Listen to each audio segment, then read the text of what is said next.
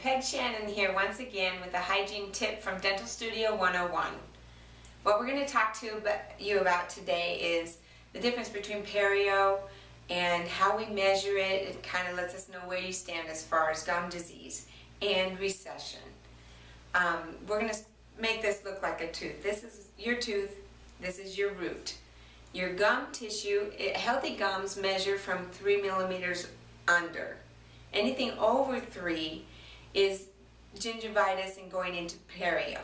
So when your tissue is attached to your tooth, you've got nice healthy attachment and your bone level's 2 millimeters below that. When you get plaque or calculus that gets down between the tissue and the tooth, we measure between there and your tissue won't attach to that plaque.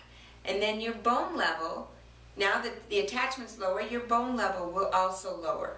When we clean or do what we call gross debridement, or we may do some deep scaling, what we're doing is getting between the tooth and the tissue, and we're cleaning the stuff out that's preventing the tissue from attaching to the fibers of the tooth.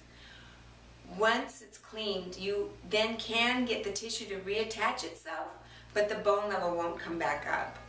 Over years of this detachment and bone falling, that's why we lose our teeth when we get older. Okay? So when we go to do some root planing, what we're doing is cleaning between those two areas. And we can bring those 6 millimeter pockets back up to 4 or 3. And that's what we want. We want you to be 3 or less. It's a healthier way to be. Smoking also is a deterrent to a healthy pocket.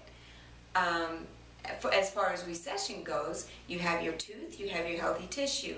Maybe you're a grinder or a clincher or an abrasive brusher, an aggressive brusher.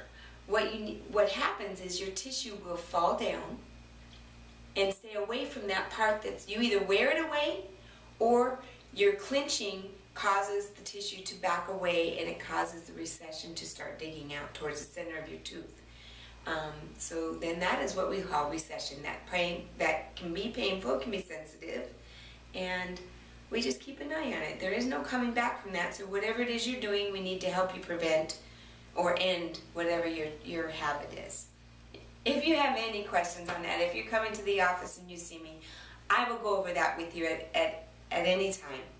Otherwise, we will see you next month.